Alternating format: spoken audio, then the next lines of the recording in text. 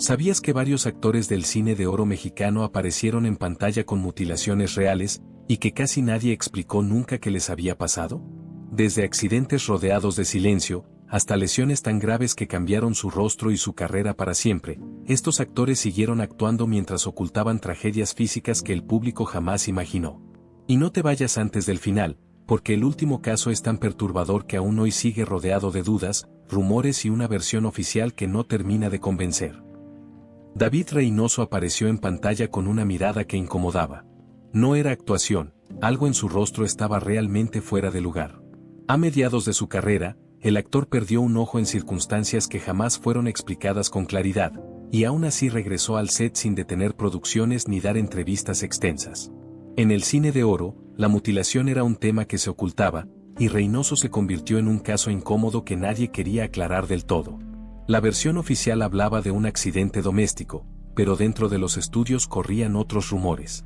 Técnicos y actores aseguraban que la lesión ocurrió tras una discusión violenta fuera del set, en una época donde los egos y el alcohol eran parte del ambiente cotidiano. Reynoso comenzó a usar un ojo de vidrio que, lejos de suavizar su imagen, endureció aún más sus personajes. Directores notaron que su presencia intimidaba incluso fuera de cámara. En una ocasión fue visto siendo confrontado por Ignacio López Tarso durante una filmación. Testigos recordaban a Tarso preguntándole directamente qué había pasado realmente, cansado de escuchar versiones contradictorias. Reynoso, molesto, solo respondió, «Hay cosas que no le conviene saber al público», y se alejó del set sin dar más explicaciones. Ese silencio alimentó aún más la especulación dentro del gremio. Algunos compañeros afirmaban que el actor se negaba a rodar ciertas escenas con iluminación directa, no por técnica, sino porque el reflejo delataba la prótesis. Hubo tomas que debieron repetirse cuando el ojo artificial se desplazaba ligeramente, obligando a cortes abruptos que los editores disimulaban como podían. A pesar de eso, Reynoso nunca permitió que la lesión fuera escrita en sus contratos ni usada como justificación para modificar guiones.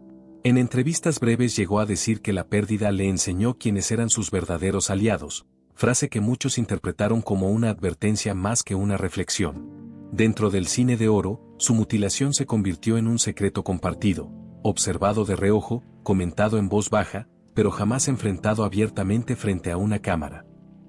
Rodolfo Acosta no usaba el parche por estilo ni por exigencia del guión. Durante años, el público asumió que formaba parte de su imagen de villano implacable, pero dentro de los estudios se sabía que aquel ojo cubierto ocultaba algo más grave. La mutilación existía, aunque jamás fue explicada oficialmente. El parche se convirtió en una solución práctica para seguir filmando sin detener la maquinaria del cine de oro. Las versiones sobre cómo perdió el ojo eran múltiples y contradictorias. Una hablaba de un accidente durante una riña nocturna, otra de un golpe mal calculado en un ensayo físico. Nadie coincidía en el lugar ni en la fecha, y eso solo aumentaba la incomodidad. Acosta regresó a trabajar antes de completar su recuperación, visiblemente irritable, rechazando primeros planos prolongados y exigiendo ciertos ángulos específicos de cámara. En una ocasión fue visto siendo confrontado por Fernando Casanova en pleno set. Casanova, acostumbrado a personajes duros, le preguntó sin rodeos si el parche era solo parte del personaje o algo más serio. Acosta lo miró fijamente con el ojo descubierto y respondió, «Si me lo quito, se acaba la conversación». Nadie volvió a insistir. Maquillistas recordaban que el ojo dañado no reaccionaba a la luz, lo que obligaba a retoques constantes para evitar que el rostro se viera asimétrico. Hubo escenas descartadas porque el parche se movía durante peleas coreografiadas, dejando ver brevemente la cavidad, algo que los productores consideraban inaceptable para el público de la época. Rodolfo llegó a declarar, en voz baja y sin grabadoras, que la lesión le había ahorrado fingir dureza. A partir de entonces, los directores comenzaron a escribir personajes más crueles, más violentos, aprovechando la tensión real que generaba su presencia. El parche dejó de ser un accesorio y pasó a ser una frontera, lo que se mostraba en pantalla y lo que el cine de oro prefería no mirar directamente. Ernesto Alonso siguió apareciendo impecable frente a la cámara, pero algo en su cuerpo ya no obedecía como antes. Durante una etapa clave de su carrera en el cine de oro, el actor comenzó a ocultar sistemáticamente una de sus manos, colocándola fuera de cuadro o apoyándola rígidamente sobre muebles.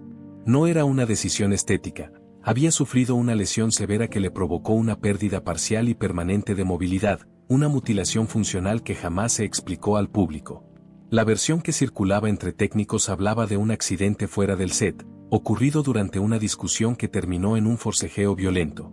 Otros aseguraban que fue consecuencia de una intervención médica mal atendida, pero lo cierto es que, desde entonces, la mano dejó de responder con normalidad. Alonso se negó a suspender rodajes y pidió que los guiones no hicieran referencia alguna al problema. En una ocasión fue visto siendo confrontado por Arturo de Córdoba, quien notó la rigidez antinatural durante una escena dramática. De Córdoba le preguntó si necesitaba repetir la toma. Alonso, visiblemente molesto, respondió en voz baja: "No es cansancio, es algo que no va a volver", y pidió continuar sin más comentarios. El ambiente se tensó de inmediato. Los directores comenzaron a bloquear las escenas para ocultar la mano dañada. Copas, bastones y sillones se convirtieron en aliados involuntarios del encuadre. En escenas de enojo o violencia, la cámara evitaba mostrar acciones físicas complejas, sustituyéndolas por primeros planos intensos que desviaban la atención del espectador. Un asistente de producción recordó haberlo escuchado decir que la lesión le había enseñado a controlar la ira, porque ya no podía permitirse perder el dominio del cuerpo.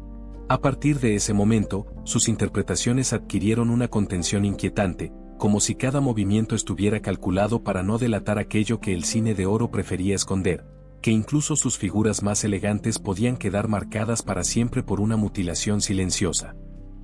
Carlos López Moctezuma no necesitaba maquillaje para imponer respeto. Su rostro estaba atravesado por una cicatriz profunda que alteraba la simetría de su expresión y endurecía cada gesto frente a la cámara. En el cine de oro, muchos creyeron que aquella marca era parte de su personaje, pero en realidad se trataba de una mutilación facial real que nunca fue aclarada públicamente. La herida estaba ahí antes de que el director dijera acción, y condicionaba cada plano. La versión más repetida dentro de los estudios hablaba de un accidente violento ocurrido lejos de los reflectores.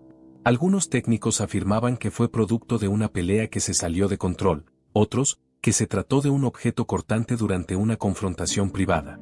Moctezuma jamás corrigió ni confirmó nada. Simplemente apareció en el siguiente rodaje con el rostro marcado, exigiendo que no se modificaran sus escenas. En una ocasión fue visto siendo confrontado por Emilio "el Indio" Fernández, quien le preguntó sin rodeos si esa cicatriz era reciente o parte de su pasado. Moctezuma lo miró fijamente y respondió: "No me la hice para que la analicen, me la hice para sobrevivir". Fernández no volvió a tocar el tema, pero desde entonces lo eligió para personajes aún más oscuros. Maquillistas evitaban trabajar directamente sobre la zona dañada porque la piel reaccionaba de forma irregular. Había tomas que debían repetirse cuando la cicatriz se tensaba de más y alteraba la expresión prevista en el guión. Lejos de ocultarlo, algunos directores comenzaron a explotar esa deformación, usándola como símbolo de crueldad o traición. Un actor secundario recordó haberlo escuchado decir que el golpe le había arreglado la cara para este oficio. Desde entonces, López Moctezuma dejó de interpretar figuras amables. Su mutilación facial se convirtió en una firma silenciosa, una herida permanente que el cine de oro aprovechó en pantalla, pero prefirió no explicar jamás. Jorge Roussek regresó al set con una rigidez extraña que nadie mencionó en voz alta. Caminaba distinto, se movía con cautela, como si una parte de su cuerpo ya no respondiera igual. No era una preparación de personaje. Durante una etapa poco documentada de su carrera, Roussek sufrió una mutilación interna severa tras un accidente violento que afectó de forma permanente su movilidad. El cine de oro lo mostró de pie, entero, pero por dentro el daño ya estaba hecho. La versión más conocida hablaba de un accidente automovilístico, aunque dentro del gremio se insinuaba que el impacto ocurrió después de una noche tensa, marcada por alcohol y discusiones. Lo cierto es que el actor perdió parte de la sensibilidad en una pierna, obligándolo a modificar su forma de actuar. Jamás aceptó reducir escenas ni usar dobles, aunque el dolor era evidente entre tomas. En una ocasión fue visto siendo confrontado por Pedro Armendáriz, quien notó que Roussek evitaba ciertas marcas en el suelo durante una escena. Armendáriz le preguntó si estaba lesionado. Roussek respondió con sequedad: "No es lesión, es lo que me dejaron", y pidió repetir la escena sin ajustes. El silencio posterior fue incómodo. Los directores comenzaron a reescribir movimientos, menos desplazamientos largos, más planos cerrados, más tensión verbal. En escenas de violencia física, la cámara cortaba antes del impacto real. Un asistente recordó que, al terminar una jornada, Rusek necesitaba ayuda para sentarse, algo impensable para un actor que interpretaba a hombres de poder absoluto. En privado llegó a decir que la mutilación le quitó la paciencia para fingir fortaleza. Desde entonces, sus personajes parecían más contenidos, más amenazantes, como si cada palabra sustituyera lo que el cuerpo ya no podía hacer. El cine de oro nunca explicó su cambio físico, pero lo aprovechó para construir figuras aún más temibles, nacidas de un daño real que nadie se atrevió a mostrar completo. José Elías Moreno volvió a aparecer frente a las cámaras con el mismo temple de siempre, pero quienes lo conocían notaron de inmediato que algo había cambiado. Su rostro mostraba una rigidez extraña, una ligera asimetría que no estaba ahí en sus primeras películas. No era maquillaje ni envejecimiento prematuro. Había sufrido una mutilación facial parcial tras un accidente violento que obligó a una reconstrucción apresurada para no frenar las filmaciones. Dentro de los estudios se hablaba de una caída grave provocada por un altercado fuera del set. Otros aseguraban que el golpe fue resultado de una confrontación directa, demasiado intensa para quedar solo en un empujón. Moreno apareció semanas después con puntos aún recientes, exigiendo continuar trabajando como si nada hubiera pasado. El cine de oro no tenía espacio para la fragilidad. En una ocasión fue visto siendo confrontado por Ramón Gay durante una escena en la que el encuadre favorecía demasiado el perfil dañado. Gay sugirió cambiar la posición de cámara. Moreno lo interrumpió con frialdad: no se mueve nada, esto también actúa, obligando al equipo a mantener el plano original. Maquillistas debían aplicar capas extras para disimular irregularidades en la piel, aunque había tomas donde el labio no reaccionaba igual al diálogo, generando una tensión involuntaria que los directores comenzaron a aprovechar. Su voz grave contrastaba con un rostro que ya no acompañaba del todo la emoción prevista en el guión. Un asistente de dirección recordó haberlo escuchado decir que el golpe le quitó la vanidad de un solo movimiento. Desde entonces, Moreno dejó de buscar aprobación visual. Su presencia se volvió más seca, más autoritaria. La mutilación no fue mencionada en entrevistas ni notas de prensa, pero quedó grabada en cada gesto contenido, en cada silencio prolongado que el cine de oro convirtió en parte de su poder en pantalla. Jorge Negrete siguió cantando cuando su cuerpo ya le estaba pidiendo detenerse. Su voz, símbolo del cine de oro, comenzó a cambiar de forma sutil, áspera, como si algo se estuviera rompiendo por dentro. No fue solo desgaste natural. Negrete sufrió una mutilación interna en la garganta tras una intervención médica mal manejada, agravada por la presión constante de productores que exigían más grabaciones, más presentaciones, más potencia vocal. Dentro del medio se sabía que había sido sometido a procedimientos agresivos para corregir problemas respiratorios, pero lo que nunca se dijo públicamente fue que esas intervenciones dañaron tejidos clave de la laringe. El cantante volvió al set con dolor constante, forzando notas que ya no salían igual. Técnicos de sonido notaban que debía repetir tomas no por error, sino porque la voz simplemente fallaba. En una ocasión fue visto siendo confrontado por Pedro Infante durante una sesión musical. Infante, preocupado, le preguntó por qué insistía en alcanzar tonos que claramente le costaban. Negrete respondió seco: si bajo la voz, me bajan del cartel. La grabación continuó sin ajustes.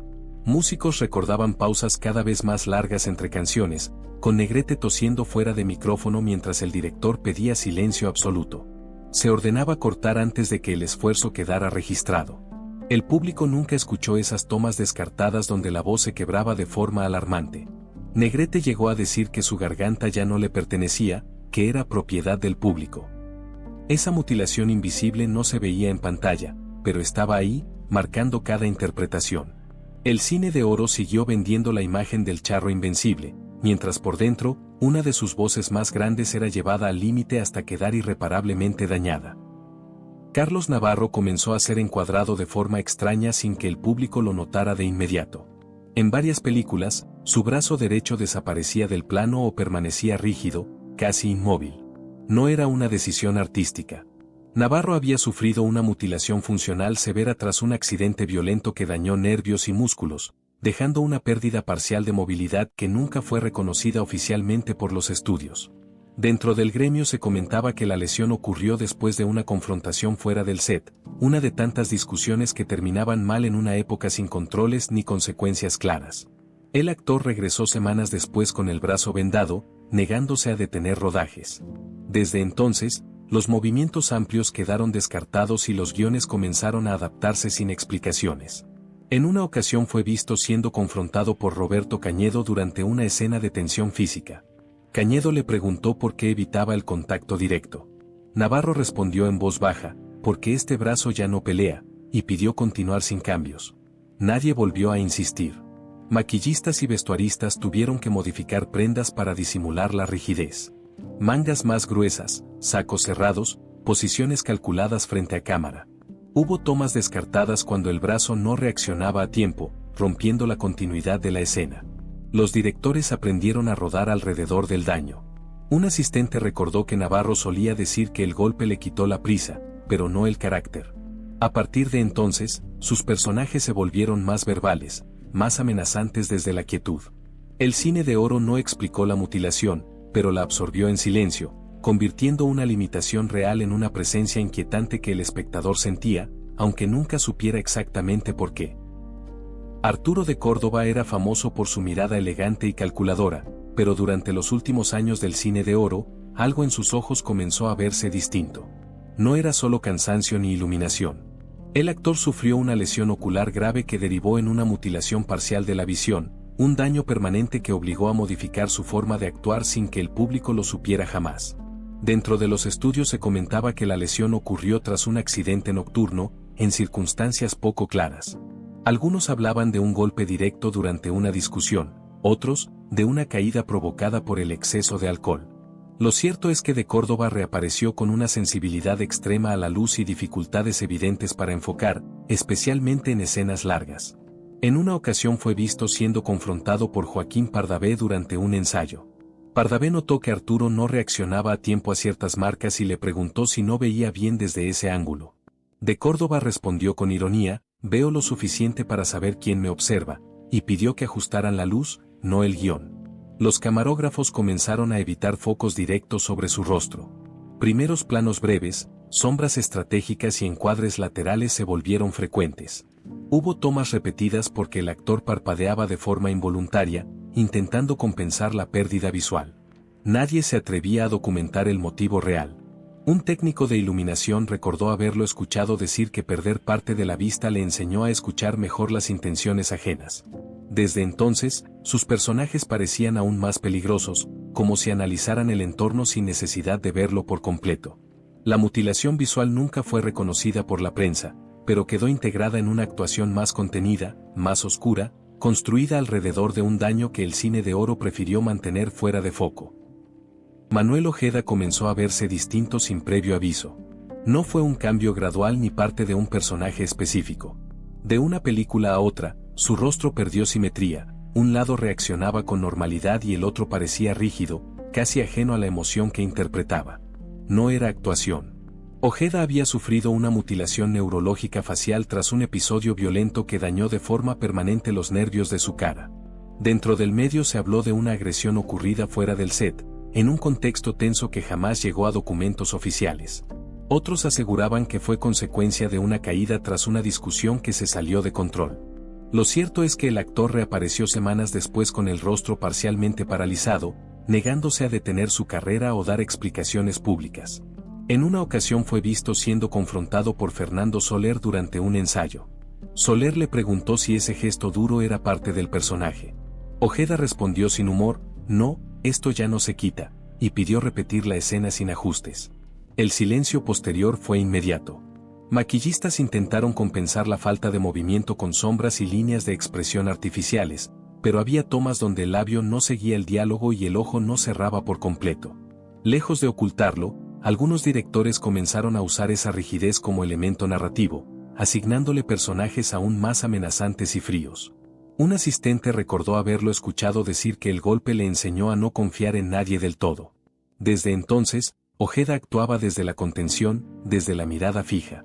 Su mutilación facial nunca fue mencionada en entrevistas, pero quedó impresa en pantalla como una tensión constante, una sensación de peligro real que el cine de oro utilizó sin explicar, dejando que el espectador sintiera que algo no estaba bien, aunque jamás supiera exactamente qué. Ramón Gay seguía sonriendo frente a cámara, pero ya no era la misma sonrisa. Algo en su boca y en su mandíbula se movía con retraso, como si el rostro hubiera perdido coordinación.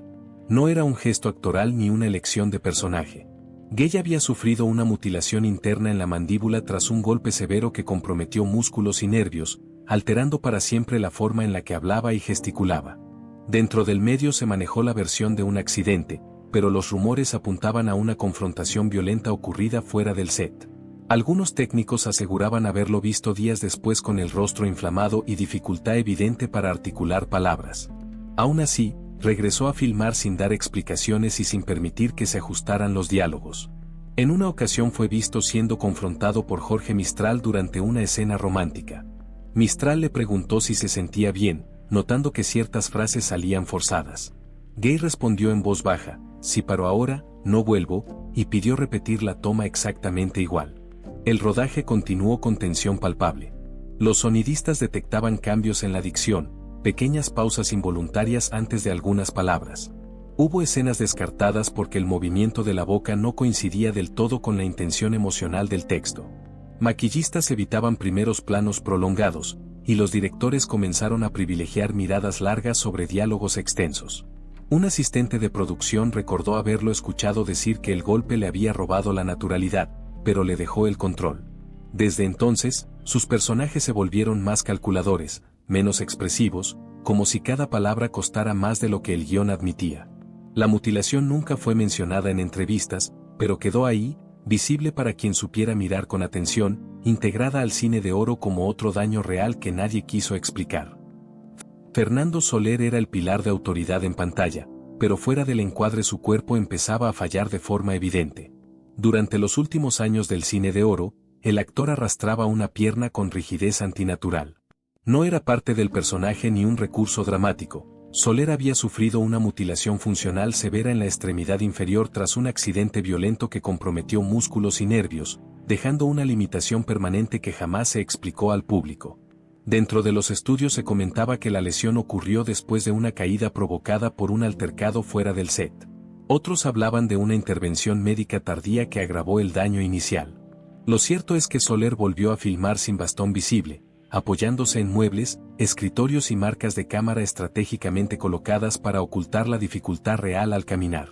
En una ocasión fue visto siendo confrontado por Julio Bracho durante un ensayo. Bracho notó que Soler evitaba desplazarse y le preguntó si prefería ajustar la escena. Soler respondió con firmeza, "El que no camina soy yo, no el personaje", y exigió continuar sin modificaciones. El equipo adaptó el rodaje en silencio. Los directores comenzaron a escribir escenas más estáticas, largas conversaciones, miradas sostenidas, entradas y salidas fuera de cuadro. En tomas abiertas, la cámara cortaba antes de que el arrastre se volviera evidente. Un asistente recordaba que, al terminar la jornada, Soler necesitaba ayuda para bajar del set, algo que contrastaba brutalmente con la figura dominante que acababa de interpretar. En privado llegó a decir que la pierna le enseñó a mandar sin moverse. Desde entonces, sus personajes parecían aún más autoritarios, como si el poder naciera de la voz y no del cuerpo. El cine de oro nunca habló de su mutilación funcional, pero la integró en pantalla, transformando una limitación real en una presencia imponente que ocultaba, bajo la solemnidad del patriarca, un daño irreversible. Joaquín Cordero empezó a desaparecer parcialmente del encuadre sin que el público lo notara de inmediato.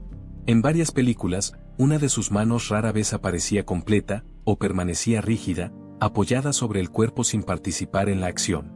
No era una decisión estética ni un capricho del director.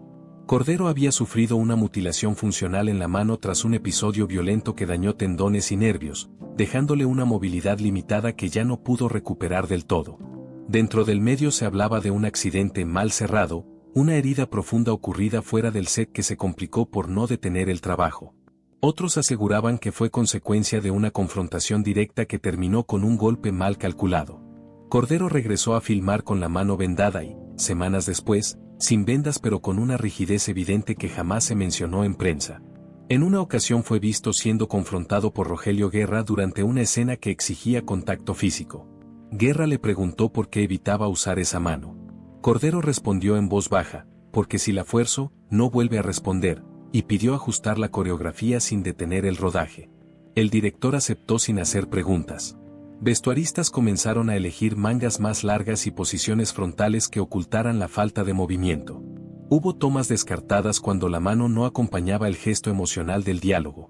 A partir de entonces, sus personajes se volvieron más contenidos, más calculadores, usando la mirada y la voz para suplir lo que el cuerpo ya no podía expresar. Un asistente recordó haberlo escuchado decir que perder fuerza en la mano le enseñó a no reaccionar de inmediato. Esa contención se convirtió en parte de su presencia en pantalla. El cine de oro nunca explicó la mutilación, pero la absorbió en silencio, dejando que el espectador sintiera una tensión sutil, como si algo estuviera siempre a punto de romperse sin llegar a mostrarse del todo. Jorge Mistral era conocido por su intensidad emocional, pero en cierto punto esa intensidad comenzó a verse descompensada en pantalla. Su rostro reaccionaba de forma desigual, un lado expresivo, el otro rígido, casi inmóvil. No era un recurso dramático. Mistral había sufrido una mutilación neurológica facial parcial tras un episodio violento que afectó nervios clave, alterando de manera permanente su gesticulación. Dentro del medio se hablaba de una caída grave ocurrida después de una discusión que se salió de control. Otros aseguraban que el daño fue consecuencia de un golpe directo durante una confrontación privada. Lo único claro es que Mistral reapareció semanas después con dificultades evidentes para controlar ciertas expresiones, especialmente en escenas de enojo o tensión. En una ocasión fue visto siendo confrontado por Ramón Gay durante un ensayo. Gay le preguntó si ese gesto duro era parte del personaje o si necesitaba repetir la escena. Mistral respondió con ironía amarga: si espero a que la cara obedezca, no filmamos nunca, y pidió continuar sin ajustes. El rodaje siguió con una incomodidad palpable. Maquillistas intentaban equilibrar el rostro con sombras y ángulos, pero había tomas donde el labio no acompañaba la emoción del diálogo y el ojo no cerraba del todo. Los directores comenzaron a privilegiar primeros planos cortos y escenas más verbales, evitando movimientos faciales extremos. Un técnico de cámara recordó haberlo escuchado decir que el golpe le quitó el control, pero le dejó la verdad. Desde entonces, sus personajes parecían más rotos, más impredecibles, como si la emoción se desbordara sin permiso. El cine de oro nunca habló de su mutilación neurológica, pero la incorporó en silencio, convirtiendo un daño real en una intensidad que incomodaba al espectador sin explicarle nunca por qué. Miguel Inclán imponía respeto incluso en silencio, pero hubo un momento en el que su rostro empezó a jugarle en contra. En pantalla, una parte de su cara parecía adelantarse a la otra, como si la expresión llegara incompleta. No era un gesto calculado ni una decisión interpretativa. Inclán había sufrido una mutilación neurológica parcial tras un episodio violento que afectó nervios faciales, dejándole una pérdida permanente de sensibilidad y control en un costado del rostro. Dentro de los estudios se comentaba que el daño ocurrió tras una caída fuerte, provocada por una discusión que se salió de control. Otros afirmaban que fue consecuencia de un golpe directo que nunca se denunció formalmente. El actor reapareció semanas después con una rigidez evidente, negándose a hablar del tema y exigiendo que no se modificaran los guiones. En una ocasión fue visto siendo confrontado por Pedro Armendáriz durante una escena especialmente intensa. Armendáriz le preguntó si necesitaba un descanso, notando que el gesto no coincidía con el tono del diálogo. Inclán respondió seco: no es cansancio, es lo que quedó, y pidió repetir la toma sin cambios. El ambiente se volvió tenso de inmediato. Maquillistas intentaban compensar la falta de respuesta muscular con sombras marcadas, pero había planos donde el ojo no reaccionaba y la boca no acompañaba del todo la emoción. Algunos directores comenzaron a explotar esa asimetría, asignándole personajes aún más crueles y perturbadores, aprovechando la incomodidad real que generaba su presencia. Un asistente recordó haberlo escuchado decir que perder sensibilidad en la cara le quitó el miedo a exagerar. Desde entonces, Inclán actuaba desde la dureza, desde una expresión incompleta que resultaba inquietante. El cine de oro jamás explicó su mutilación neurológica, pero la integró en pantalla, dejando que el espectador sintiera que algo estaba roto, aunque nunca se le dijera exactamente qué. Fernando Casanova era conocido por su presencia física dominante, pero durante una etapa de su carrera algo comenzó a notarse fuera de ritmo. Sus movimientos se volvieron más contenidos, menos explosivos, como si el cuerpo ya no respondiera a la imagen de fuerza que proyectaba. No era una decisión interpretativa. Casanova había sufrido una mutilación interna severa tras un accidente violento que comprometió órganos y musculatura, dejándolo con secuelas permanentes que jamás se hicieron públicas. Dentro del medio se manejó la versión de una caída grave, aunque otros afirmaban que ocurrió después de una confrontación que terminó mal. Lo cierto es que el actor reapareció tras una hospitalización prolongada, más delgado, con dificultad para sostener escenas físicas intensas. Aún así, se negó a modificar contratos o reducir exigencias. En una ocasión fue visto siendo confrontado por Rodolfo Acosta durante una filmación. Acosta notó que Casanova evitaba los golpes coreografiados y le preguntó si estaba en condiciones de continuar. Casanova respondió con frialdad: "Si paro, me reemplazan", y pidió seguir rodando sin ajustes. El director decidió cortar los planos antes del contacto real. Los dobles comenzaron a usarse con mayor frecuencia, aunque sin acreditarlos. Las escenas de acción se resolvían con cortes rápidos, sombras y sonidos fuera de cuadro. Un asistente recordó que, entre tomas, Casanova respiraba con dificultad, apoyado en la escenografía mientras el equipo fingía no notar nada. En privado llegó a decir que el golpe le quitó la invencibilidad, pero no el carácter. Desde entonces, sus personajes se volvieron más amenazantes desde la quietud, menos dependientes del cuerpo y más del silencio. El cine de oro nunca habló de su mutilación interna, pero la absorbió en pantalla, transformando una limitación real en una tensión constante que el espectador percibía sin saber exactamente de dónde venía. Julio Aldama volvió al cine con una mirada distinta, dura, casi desequilibrada. No era una evolución de personaje ni un recurso de dirección. Durante un periodo poco documentado de su carrera, Aldama perdió parcialmente la visión de un ojo tras un episodio violento que nunca fue explicado públicamente. La mutilación ocular fue real, permanente, y marcó de forma irreversible su presencia frente a la cámara. Dentro de los estudios se comentaba que la lesión ocurrió durante una confrontación nocturna que se salió de control. Algunos hablaban de un golpe directo con un objeto contundente, otros, de una caída provocada. Lo cierto es que Aldama desapareció un tiempo y regresó con dificultades evidentes para enfocar, especialmente bajo luces intensas. Aún así, exigió seguir trabajando sin ajustes visibles. En una ocasión fue visto siendo confrontado por Joaquín Cordero durante un rodaje. Cordero notó que Aldama no reaccionaba a una entrada en escena y le preguntó si estaba distraído. Aldama respondió con sequedad: "No es distracción, es que de este lado ya no veo igual", y pidió repetir la toma sin modificar marcas. El silencio posterior fue absoluto. Camarógrafos comenzaron a evitar luces frontales directas.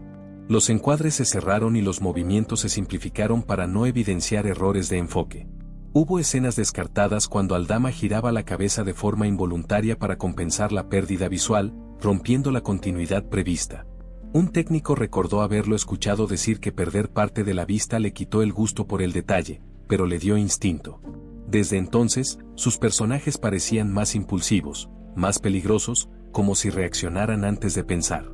El cine de oro nunca habló de su mutilación ocular, pero la integró en silencio, dejando que el espectador percibiera una tensión real en esa mirada incompleta que ya no podía ocultarse del todo. José Baviera apareció durante años con una mirada severa que imponía autoridad inmediata. Sin embargo, en cierto punto, esa mirada comenzó a verse extraña, como si uno de sus ojos reaccionara con retraso. No era un tic ni una decisión actoral. Baviera había sufrido una mutilación ocular progresiva tras una lesión violenta que afectó de forma permanente su capacidad visual en un ojo, algo que el cine de oro jamás explicó públicamente. Dentro del medio se decía que el daño ocurrió después de un altercado fuera del set, una discusión que terminó con un golpe directo en el rostro. Otros aseguraban que fue una caída mal atendida que se complicó por no detener el trabajo. Baviera desapareció un tiempo breve y regresó sin dar entrevistas, evitando cualquier mención al tema. En una ocasión fue visto siendo confrontado por Miguel Inclán durante una filmación. Inclán notó que Baviera no fijaba la mirada en el punto marcado y le preguntó si necesitaba ajustar la escena. Baviera respondió con frialdad: "Yo veo lo que necesito ver", y pidió continuar sin cambios. Nadie volvió a cuestionarlo. Los camarógrafos comenzaron a iluminarlo de forma lateral para disimular la falta de respuesta ocular. En primeros planos, el ojo afectado parecía apagado, sin reflejo. Hubo tomas repetidas cuando la asimetría se volvía demasiado evidente. Los directores aprendieron a trabajar alrededor del daño sin nombrarlo. Un asistente de cámara recordó haberlo escuchado decir que perder visión le quitó distracciones innecesarias.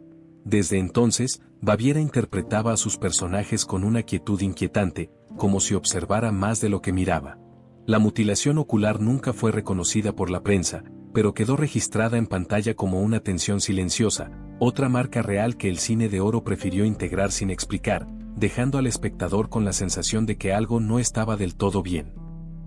Alfredo Varela comenzó a moverse distinto, como si su cuerpo ya no respondiera con la misma precisión de antes. No era edad ni desgaste natural. Durante una etapa poco comentada de su carrera, el actor sufrió una mutilación funcional severa tras un accidente violento que comprometió su columna y parte de la movilidad corporal. El daño fue real, permanente, y obligó a modificar silenciosamente la manera en que era filmado. Dentro del medio se habló de una caída aparatosa ocurrida después de una discusión que se salió de control. Otros afirmaban que el impacto fue mayor de lo que se reconoció públicamente y que Varela regresó a trabajar antes de completar su recuperación. Lo cierto es que volvió al set con rigidez evidente, evitando movimientos bruscos y escenas que exigieran desplazamientos largos.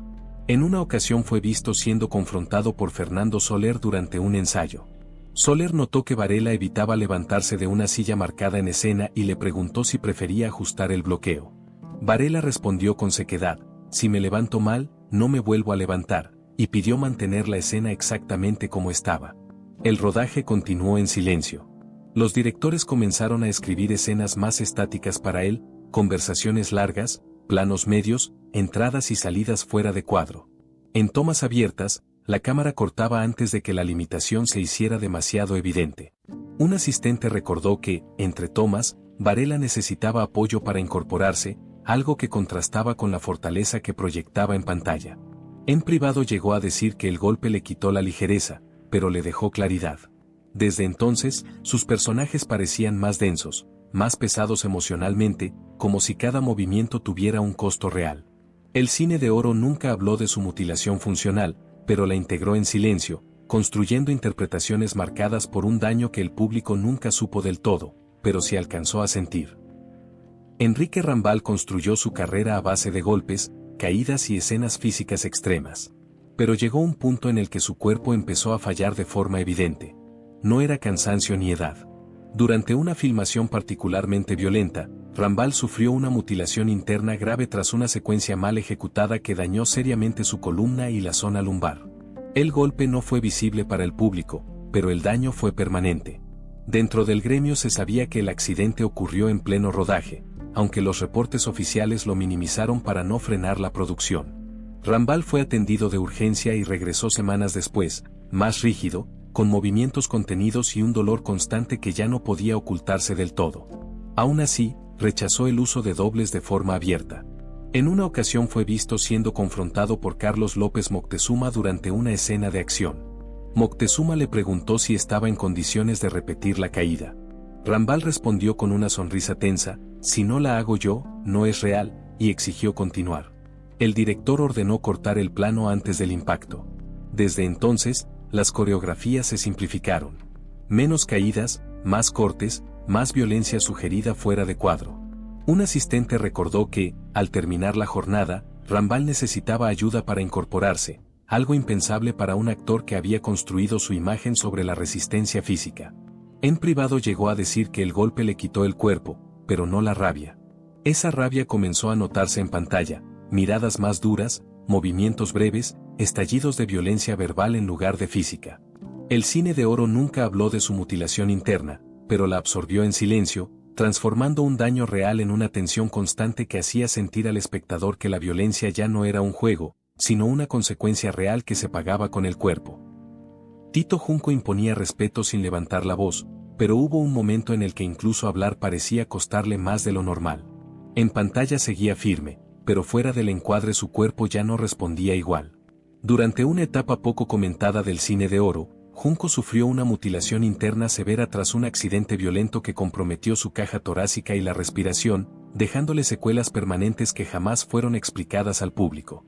Dentro del medio se comentaba que el daño ocurrió después de una confrontación que terminó con una caída brutal. Otros aseguraban que fue un golpe directo que afectó costillas y pulmones, agravado por no detener el trabajo a tiempo. Junco reapareció semanas después con dificultad evidente para proyectar la voz durante tomas largas, obligando a cortes frecuentes que nadie justificaba. En una ocasión fue visto siendo confrontado por Arturo de Córdoba durante un ensayo. De Córdoba notó que Junco respiraba con esfuerzo antes de cada línea y le preguntó si necesitaba una pausa. Junco respondió con sequedad: mientras pueda decir el texto, la escena sigue, y pidió continuar sin ajustes. El equipo obedeció en silencio. Sonidistas comenzaron a grabar frases por partes, uniendo tomas para disimular la falta de aire. Los directores evitaron monólogos extensos y privilegiaron diálogos cortos y miradas largas. Un asistente recordó que, entre tomas, Junco se apartaba para recuperar el aliento, apoyado contra la escenografía, sin permitir que nadie lo ayudara. En privado llegó a decir que el golpe le quitó el aire, pero no la autoridad. Desde entonces, sus personajes hablaban menos, pero pesaban más. El cine de oro nunca mencionó su mutilación interna, pero la integró en pantalla, convirtiendo una limitación real en una presencia densa, contenida, que hacía sentir al espectador que cada palabra pronunciada tenía un costo físico real. Y como estas, existen muchas más historias inquietantes que el cine de oro prefirió ocultar tras las luces y las sonrisas de la pantalla. Así que suscríbete y no te pierdas los próximos videos, donde seguiremos revelando los secretos, las tragedias y las verdades incómodas que la industria hizo todo por mantener en silencio.